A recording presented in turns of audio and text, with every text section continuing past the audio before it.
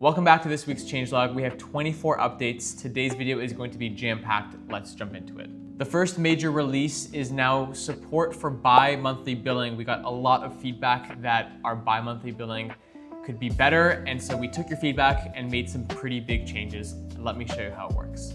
If you bill on a bi-monthly support basis, reach out to our support team and they'll be happy to turn on the bi-monthly billing cycles for you.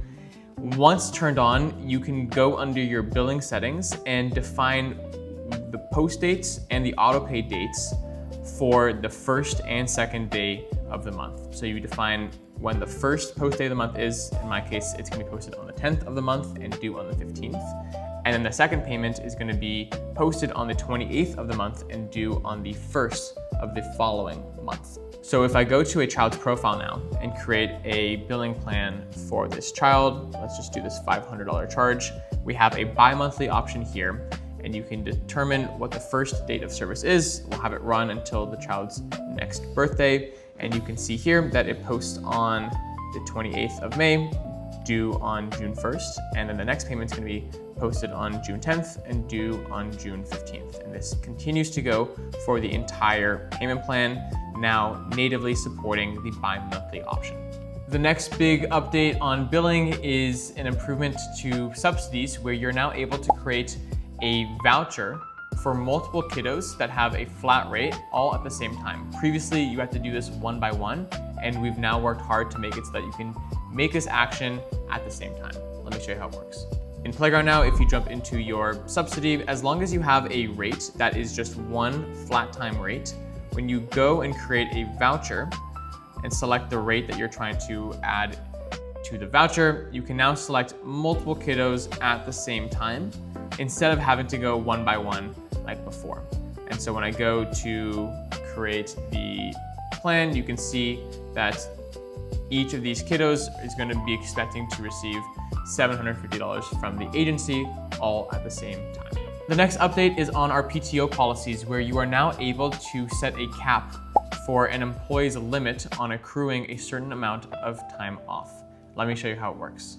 When you jump into Playground and go to your paid time off page under payroll, click create new policy, and under the hourly accrual method, you'll notice now that if I set this accrual rate to be 1 hour earned for every 10 hours worked, there is an accrual cap that can be turned on. And what this does is once staff accrue this amount, let's say the maximum number of hours is 80, once staff accrue this amount, they will stop accruing any additional hours until the next renewal cycle. So all you have to do is then assign it to your staff members, hit save, and the policy is in place.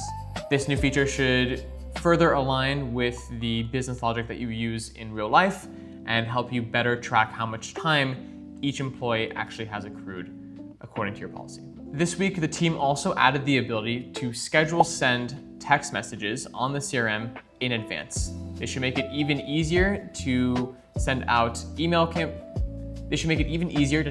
text campaigns to prospective families and make sure that your messages are read by them at the time that matters. Let me show you how it works. On the CRM now, under the SMS tab of the marketing page, when you click into one of your saved texts, you can click send SMS, and you'll now find that there's a send now or a schedule for later option where you can schedule when this text message will go out.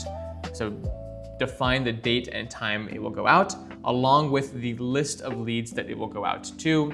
Once I hit schedule send, you'll see at the top here that there's going to be a scheduled send to this specific list of leads at this specific date and time. At any point in time, you can click in to make any edits if needed, or leave it be and let it run in the future. The next feature we added is the ability to duplicate leads on the CRM. Oftentimes we've gotten feedback that parents have submitted the same information for the same kiddo multiple times, and there's not a great way facing providers to merge this information. Well, that stops today. Now with the release of our lead duplicator, you have the ability now to combine leads and make sure that no information is lost when doing so. Let me show you how it works. In Playground now, you'll see that when you click on a lead, we can take this Jonah lead for example.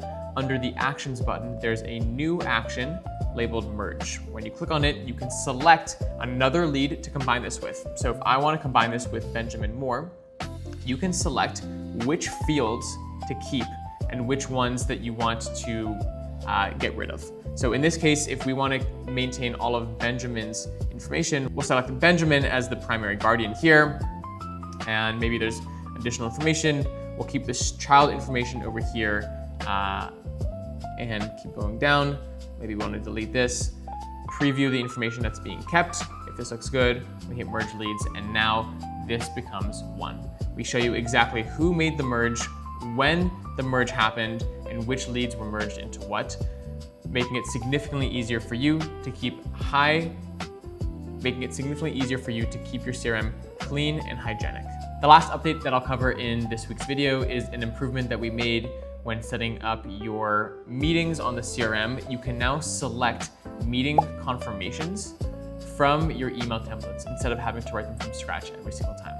Let me show you how it works.